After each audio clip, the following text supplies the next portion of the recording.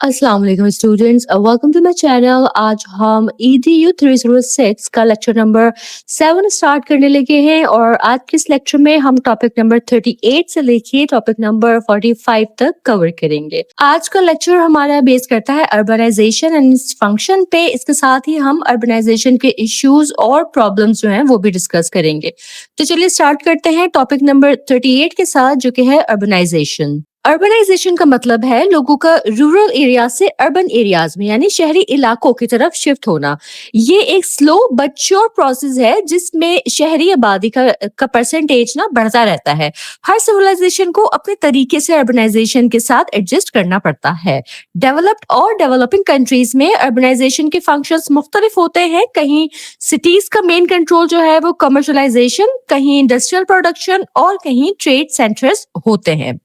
हर शहर का स्ट्रक्चर उसकी इकोनॉमी के हिसाब से चेंज होता रहता है। शहरों के अंदर डिफरेंट एरियाज को मुख्तलिफ एक्टिविटीज के लिए मार्क किया जाता है। फॉर एग्जाम्पल रेजिडेंशियल एरियाज जो है वो रिहायशी इलाके होते हैं, कमर्शियल एरियाज जैसे बाजार, मार्केट्स, ऑफिसेस वगैरह, और सोशल एक्टिविटी एरियाज इसमें पार्क्स, स्टेडियम्स, कम्युनिटी प्लेसेस जो है वो शामिल होती हैं। इन शॉर्ट ये कि जमीन का इस्तेमाल इंसानी जरूरियात और एक्टिविटीज पर डिपेंड करता है। किसी भी शहर का मेजर फंक्शन टाइम के साथ बदल भी सकता है। सही है। जैसे अगर एग्जाम्पल्स की लें लंदन की, तो लंदन ना दुनिया का मशहूर फाइनेंशियल सेंटर है। या अगर इसी तरह हम लाहौर की एग्जाम्पल ले लें तो सर्विसेज सिटी बनने की तरफ जो है लाहौर बढ़ रहा है। या यूके की एग्जाम्पल लें तो पहले जो है कोल माइनिंग का शहर था, ठीक है, और अब हैवी इंडस्ट्रीज का मरकज है, न्यू कासल यूके। ठीक है, तो ये था अर्बनाइजेशन। लैंड यूज और लैंड कवर की बात की जाए तो देखिए, लैंड कवर का मतलब है जमीन का असल फिजिकल फॉर्म, जैसे कि जंगलात, पानी, माउंटेन्स, ग्रास लैंड वगैरह। और लैंड यूज का मतलब है लोग जमीन को किस तरह यूज कर रहे हैं, जैसे हाउसिंग स्कीम्स हैं या इंडस्ट्रीज हैं या रोड सबरब्स हैं। लैंड कवर और लैंड यूज की मैं आपको एक रियल वर्ल्ड एग्जांपल देती हूँ कि देखिए, जैसे मलेशिया ने ना डिसाइड किया कि वो एग्रीकल्चर लैंड को इफेक्ट नहीं करेगा। इसके बजाय उन्होंने बैरन लैंड को जो है डेवलप किया और उसे रेजिडेंशियल एरिया जैसे कि हॉस्पिटल्स, इंडस्ट्रीज और रोड्स बनाने के लिए यूज किया। ठीक है, ये लैंड यूज का बेहतरीन मॉडल है जहां एनवायरमेंट को प्रोटेक्ट करते हुए डेवलपमेंट की गई। ठीक है जी। इसके बाद आगे बढ़ते हैं टॉपिक 39 की तरफ, जो कि है सिटी फंक्शंस। सिटी फंक्शंस का मतलब है कि एक शहर किस काम की वजह से डेवलप होता है और कौन सी एक्टिविटीज उसकी पहचान बनती हैं। डेवलप्ड कंट्रीज अक्सर सर्विस बेस्ड सिटीज होते हैं, यानी वहां banking, IT, education, health care जैसे सर्विसेज ज्यादा होती हैं। जबकि जो डेवलपिंग कंट्रीज हैं वहां सिटीज का फोकस अक्सर प्रोडक्शन या इंडस्ट्री बेस्ड एक्टिविटीज पर होता है, जैसे एंग्रो टाइप इंडस्ट्रीज या मैन्युफैक्चरिंग मिल्स या फैक्ट्रीज वगैरह।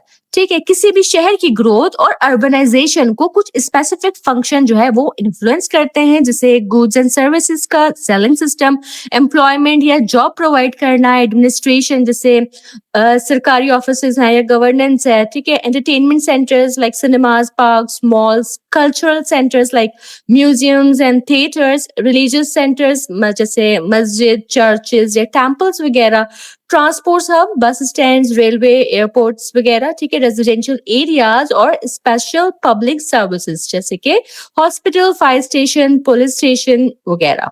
शहर का सबसे इम्पोर्टेंट हिस्सा जो है वो CBD यानी कि सेंट्रल बिजनेस डिस्ट्रिक्ट होता है। ये वो एरिया होता है जहां से शहर ओरिजिनली स्टार्ट होता है। CBD यूजुअली सबसे एक्सेसिबल एरिया होता है, दरमियानी जगह पर लोकेटेड होता है, मोटरवेज, मेन रोड और जो मेट्रो रूट्स हैं उनसे डायरेक्टली कनेक्टेड होता है। यहाँ जो है वो सर्विसेज, ऑफिसेज, बैंक, शॉप्स और जो बाजार वगैरह हैं वो बहुत क्लस्टर्ड होते हैं। सही है। अर्बन एरियाज आमतौर पर डेंसली पॉपुलेटेड होते हैं। इनमें छोटे शहर, बड़े शहर और कभी कभी जो हाइपर सिटीज है ना वो भी शामिल होते हैं, जहाँ हाई लेवल अर्बन एक्टिविटीज होती हैं। शहरों का एक और इम्पॉर्टेंट फीचर होता है ओपन स्पेस। इसमें जो है वो बड़े पार्क्स आ जाते हैं, लेक्स, प्लेग्राउंड्स, ग्रीन बेल्ट और रिक्रिएशनल एरियाज जो हैं वो शामिल होते हैं। ये ओपन स्पेसेस शहर के मुख्तलिफ रेजिडेंशियल एरियाज के पास पर्पसली स्कैटर्ड होते हैं, ताकि हर एरिया के लोग जो है वहां आके रिलैक्स हो सकें या फिजिकल एक्टिविटीज जो है उनमें पार्टिसिपेट कर सकें। इसके बाद आगे बढ़ते हैं टॉपिक नंबर 40 पे, जो कि है सिटी सबरब। सिटी सबरब्स वो महंगी रेजिडेंशियल एरियाज होते हैं जो शहर के बाहर की तरफ लोकेटेड होते हैं।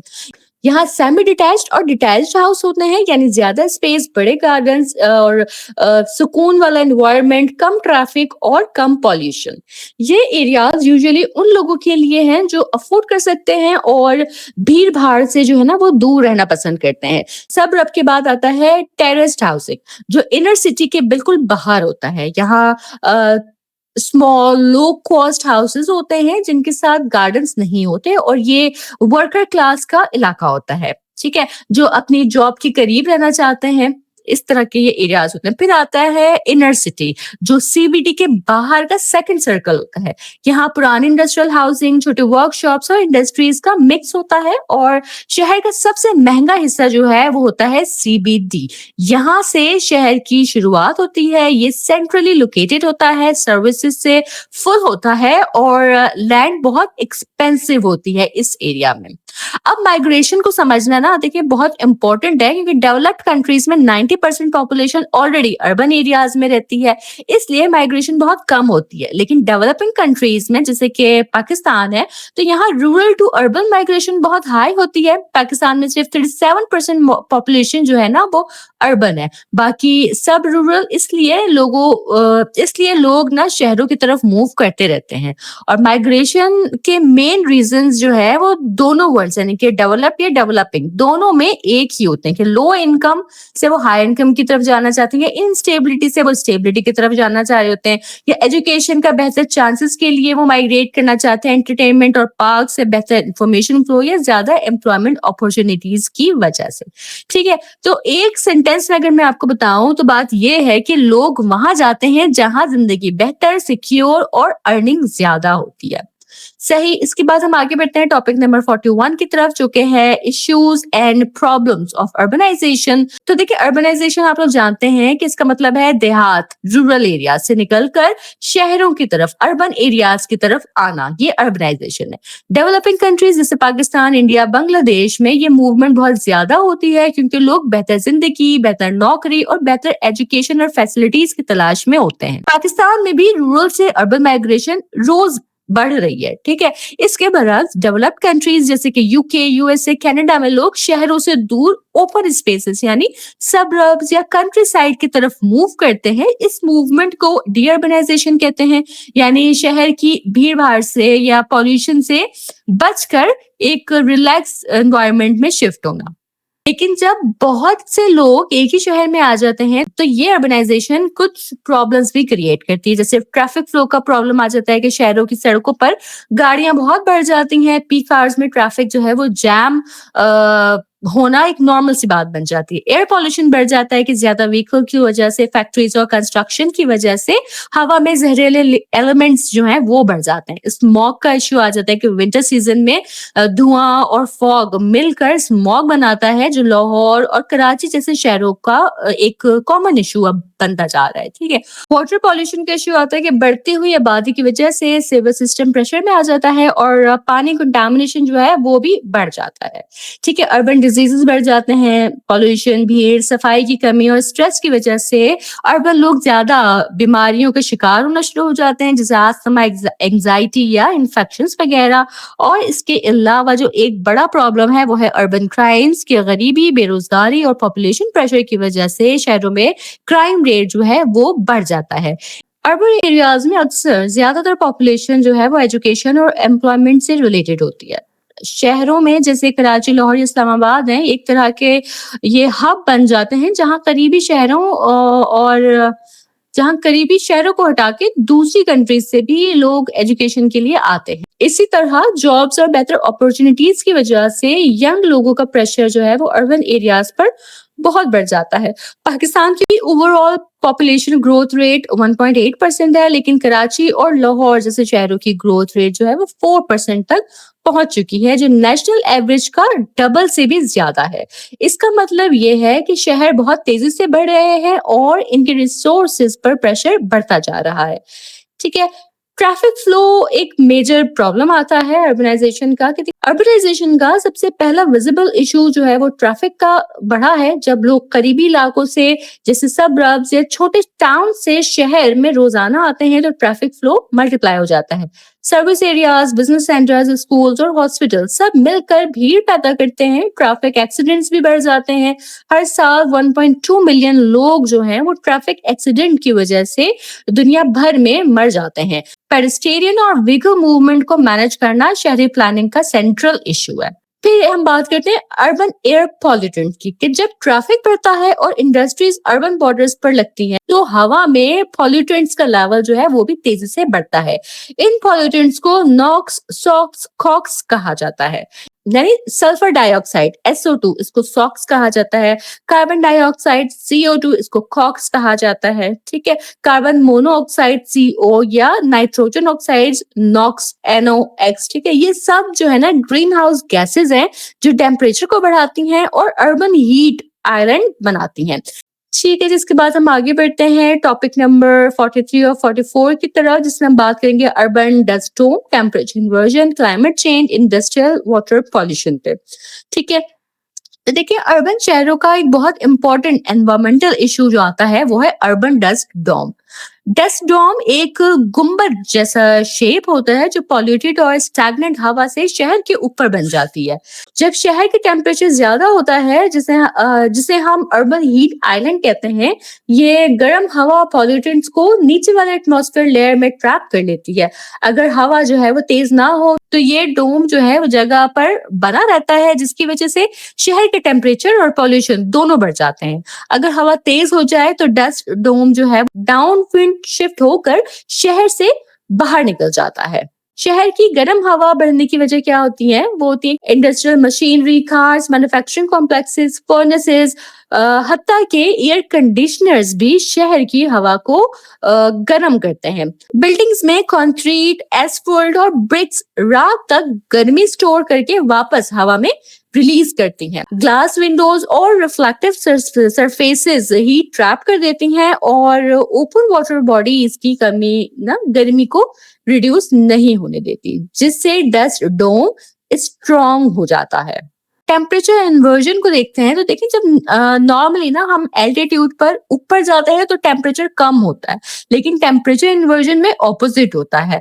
ऊपर की हवा गर्म और नीचे की हवा ठंडी होती है। इस कंडीशन में नीचे वाली कोल्ड एयर पॉल्यूटेंट्स फास्ट हुए रहते हैं और मिक्स नहीं होते, जिससे पॉल्यूशन बहुत ज्यादा हो जाता है। ये अर्बन डस्ट डोम को और स्ट्रॉन्ग बनाता है। ठीक है। टेम्परेचर इन्वर्जन जो है ये अर्बन डस्ट डोम को मजीद स्ट्रॉन्ग बनाता है। ये बात याद रखिएगा। आगे आता है इसमें climate change and global warming. आज की दुनिया का सबसे बड़ा इशू क्या है? क्लाइमेट चेंज है, जिसका मतलब है कि पूरी दुनिया का क्लाइमेट धीरे धीरे चेंज हो रहा है। इसका रिसेंट ट्रेंड ग्लोबल वार्मिंग है, यानी अर्थ का एवरेज सरफेस टेम्परेचर बढ़ रहा है। साइंटिस्ट का कंसेंसस है कि ग्लोबल वार्मिंग का 90% से ज्यादा सबब ह्यूमन एक्टिविटीज है, जैसे फॉसिल फ्यूल्स जैसे कोल, ऑयल और गैस जलाने से कार्बन डाइऑक्साइड और ग्रीन हाउस गैसेस जो हैं वो हवा में बढ़ जाती हैं। सही है। क्लाइमेट चेंज ग्लोबल लेवल का इशू है, लेकिन इसका जो इफेक्ट है वो लोकल लेवल पर होता है, स्पेशली अर्बन एरियाज में, क्योंकि वहां रिसोर्स यूज जो है वो बहुत हाई हो रहा होता है। ठीक है। फिर आता है industrial water pollution. Industrial water pollution तब होता है जब इंडस्ट्रीज हार्मफुल केमिकल्स पानी में डिस्चार्ज कर देती हैं। पानी जमीन का 70% हिस्सा है, लेकिन फ्रेश वाटर जो है वो सिर्फ लेक्स, रिवर्स, पॉन्ड्स या रिजर्वियर्स और स्ट्रीम्स में मिलता है। अगर ये पॉल्यूटेड हो जाए तो ये इंसानों और तमाम मखलूकात के लिए लाइफ थ्रेटनिंग हो जाता है। मिडिल लैटिट्यूड जहां टेम्परेचर मॉडरेट होता है और वर्किंग आवर्स ज्यादा होते हैं, ये रीजन्स सबसे ज्यादा इंडस्ट्रियल वेस्ट प्रोड्यूस करते हैं। इन इंडस्ट्रीज का लिक्विड और सॉलिड वेस्ट रिवर्स, स्ट्रीम्स और हत्ता के अरेबियन सी तक पहुंचकर पॉल्यूशन पैदा करता है। पाकिस्तान में इंडस्ट्रीज अक्सर शहरों के आसपास होती हैं, इसलिए river pollution, ground water contamination, marine pollution ये बहुत हाई हो जाता है। ग्राउंड वाटर पॉल्यूशन बहुत ज्यादा डेंजरस है, क्योंकि जमीन के नीचे पॉल्यूटेंट को फ्लश होने में 100 से 1000 साल लगते हैं, स्पेशली टैनरीज जैसे इंडस्ट्रीज से निकले हुए टॉक्सिक मेटल्स। ठीक है। तो देखिए पाकिस्तान में ना सिर्फ 1% वेस्ट वाटर ट्रीट होता है। NWFP में यानी कि KPK जो है वहाँ 80,000 m³ इंडस्ट्रियल एफ्लुएंट जो है वो डेली रिवर काबुल में गिरते हैं। इस पॉल्यूशन की वजह से स्किन डिजीज बढ़ रही है, एग्रीकल्चर प्रोडक्टिविटी कम हो रही है, फिश पॉपुलेशन ड्रास्टिकली कम हो रही है। ये सब अर्बनाइजेशन के साथ डायरेक्टली लिंक्ड इश्यूज हैं। ठीक है, इसके बाद हम आगे बढ़ते हैं टॉपिक नंबर 45 की तरफ, जो कि है urban solid and liquid waste, urban disease और ओशन डंपिंग। ठीक है, अर्बन सिटीज का एक और जो बड़ा एनवायरमेंट मसला है वो सॉलिड और लिक्विड वेस्ट है। रूल ये है कि जितना ज्यादा पॉपुलेशन और जितनी ज्यादा वेल्थ उतनी ज्यादा वैरायटी और क्वांटिटी ऑफ गार्बेज। ठीक है, यानी अगर सोसाइटी अमीर होगी, टेक्नोलॉजी एडवांस होगी, इंडस्ट्रीज ज्यादा होंगी तो वेस्ट भी उतना ही ज्यादा और डेंजरस होगा। 20th सेंचुरी के आखिर तक डेवलप्ड कंट्रीज ने ये डिस्कवर किया कि उनकी मटेरियल वेल्थ और टेक्नोलॉजी उनको वेस्ट के समंदर में डुबा रही है। एग्जाम्पल के लिए नॉर्थ अमेरिका हर साल 200 मिलियन टन गार्बेज जो है वो प्रोड्यूस करता है, यानी 1.6 kg पर पर्सन पर डे। ठीक है, ये फिगर्स आपको याद रखने हैं, ये MCQs के हवाले से इंपॉर्टेंट है। ठीक है, ये बहुत हैवी अमाउंट है जो दिखाता है कि इंडस्ट्रियल और मटेरियल ग्रोथ साथ साथ वेस्ट का बोझ भी लाती हैं। डेवलपिंग कंट्रीज का इश्यू और भी ज्यादा सीरियस है क्योंकि उनके पास वेस्ट मैनेज करने की रिसोर्सेज और टेक्नोलॉजी बहुत लिमिटेड है, जबकि इंडस्ट्रीज तेजी से बढ़ रही होती हैं। इससे हार्मफुल केमिकल्स, टॉक्सिक लिक्विड और सॉलिड वेस्ट शहरों में जमा होता है। ठीक है, जब पॉल्यूटेड वाटर एक जगह अक्यूमुलेट होता है, चाहे वो नाला हो, तालाब हो या ड्रेन, वहां जो है वो मच्छर, मक्खियां और दीगर जो कीड़े मकोड़े हैं बहुत तेजी से पैदा होते हैं। ये इंसेक्ट्स डेंजरस डिजीज ले आते हैं जैसे मलेरिया, डेंगू, येलो फीवर या फिर फिलैरिसिस, एन्सेफेलाइटिस और दूसरे इन्फेक्शियस डिजीज। अर्बन शहरों में वाटर पॉल्यूशन की वजह से ये डिजीजेस और ज्यादा स्प्रेड होते हैं क्योंकि पॉपुलेशन डेंस होती है और हाइजीन स्टैंडर्ड्स लो होते हैं। ओशन डंपिंग पे बात करते हैं तो दुनिया भर में सबसे डेंजरस वेस्ट जो है वो डंपिंग का तरीका ओशन डंपिंग है। 150 साल से ओशंस को सब कुछ फेंक दो जैसे मेंटालिटी के साथ जो है वो यूज किया जा रहा है। ओशंस में जो टॉक्सिक वेस्ट डंप होता रहा है उसमें शामिल है ड्रेजिंग मटेरियल, पोर्ट साफ करने का जो हैवी मड मटेरियल है वो भी ओशंस में फेंका जाता है, इंडस्ट्रियल टॉक्सिक वेस्ट है या सिवेज स्लज है या radio active waste, military waste या construction debris, plastic garbage, oil और गैस ड्रिलिंग वेस्ट। ये तमाम वेस्ट जो है वो ओशन में डंप किया जाता है। और सिर्फ ये डायरेक्ट डंपिंग ही नहीं बल्कि बहुत सारा वेस्ट ना ओशन तक खुद भी आ जाता है, रिवर्स के थ्रू, पाइपलाइन डिस्चार्ज से, इंडस्ट्रियल रेन से या एटमॉस्फेयर से या फिर ऑफशोर माइनिंग, शिप्स का वेस्ट डिस्पोजल वगैरह के थ्रू। ठीक है, इस तरह क्या होता है कि ओशंस दुनिया का सबसे बड़ा डंपिंग ग्राउंड बन चुके हैं जिससे एनवायरनमेंट और मेरीन लाइफ दोनों ही सेवर डैमेज फेस कर रहे हैं। ठीक है जी, इसके साथ ही हमारा ये लेक्चर भी यहाँ मुकम्मल होता है। मैं इस लेक्चर को भी आपकी आसानी के लिए समराइज कर देती हूँ। तो देखिए, लेक्चर 7 में हमने समझा कि माइग्रेशन और अर्बनाइजेशन किस तरह आज के शहरों की शेप, एक्टिविटीज और प्रॉब्लम्स को डिटरमिन करते हैं। अर्बनाइजेशन का मतलब है लोगों का गांव से शहर की तरफ जाना, जिससे शहर बढ़ते हैं और उनमें रेजिडेंशियल, कमर्शियल, इंडस्ट्रियल और सोशल एरियाज जो हैं वो बनते हैं। शहर बहुत से फंक्शंस परफॉर्म करते हैं जैसे administration, transport hub, jobs, services, cultures और ट्रेड। CBD, सबरब्स और इनर सिटी का फर्क बताता है कि इनकम और पॉपुलेशन डेंसिटी किस तरह सेटलमेंट को इफेक्ट करती है। डेवलपिंग कंट्रीज जैसे पाकिस्तान, इसमें रूरल टू अर्बन माइग्रेशन ज्यादा होती है क्योंकि शहरों में एजुकेशन, एम्प्लॉयमेंट, एंटरटेनमेंट और स्टेबिलिटी जो है वो ज्यादा मिलती है। लेकिन तेजी से बढ़ती हुई अर्बनाइजेशन सीरियस प्रॉब्लम्स भी लेके आती है जैसे traffic jams, air pollution, smoke, water pollution, urban diseases और क्राइम। लेक्चर में urban heat island, dust dome, temperature inversion और क्लाइमेट चेंज जैसे साइंटिफिक कॉन्सेप्ट भी एक्सप्लेन किए गए जो इंडस्ट्रीज और ग्रीन हाउस गैसेज की वजह से होते हैं। इसके अलावा industrial water pollution, ground water contamination और शहरी solid and liquid waste major concerns हैं। पॉल्यूटेड पानी से मलेरिया, डेंगू और येलो फीवर जैसे डिजीज फैलते हैं। ओशंस दुनिया का अल्टीमेट डंपिंग ग्राउंड बन चुका है जहां sewage, chemicals, radioactive waste, plastics और इंडस्ट्रियल टॉक्सिन्स डंप होते हैं। इस लेक्चर का मेन आइडिया ये है कि मॉडर्न शहर population growth, land use, migration और पॉल्यूशन के बहुत इंटरकनेक्टेड चैलेंजेस जो हैं वो फेस करते हैं। ठीक है जी, इसके साथ ही हमारा ये लेक्चर भी यहाँ मुकम्मल होता है। मुझे उम्मीद है कि लेक्चर भी आपको समझ आया होगा, पसंद आया होगा। लेकिन फिर भी अगर आपके कोई सवालात हों या अगर आपका कोई फीडबैक हो तो आप ज़रूर मुझे कमेंट सेक्शन में बताइएगा। मैं इंशाल्लाह पूरी कोशिश करूँगी आपको टाइमली रिस्पॉन्स देने की। चैनल सब्सक्राइब नहीं किया है तो इसे लाज़मी सब्सक्राइब कर लें और मेरे लेक्चर्स को अपने फेलो स्टूडेंट्स तक वर्चुअल यूनिवर्सिटी के डिफरेंट ग्रुप्स में ज़रूर पहुँचाइए ताकि ज़्यादा से ज़्यादा स्टूडेंट्स तक ये लेक्चर्स पहुँच सकें और वो अपने मिड टर्म की अच्छी तैयारी कर सकें। मैं इंशाल्लाह ताला अपने नेक्स्ट लेक्चर के साथ जल्द हाजिर होंगी। तब तक आप सब अपना बहुत ख्याल रखिएगा। अल्लाह हाफ़िज़।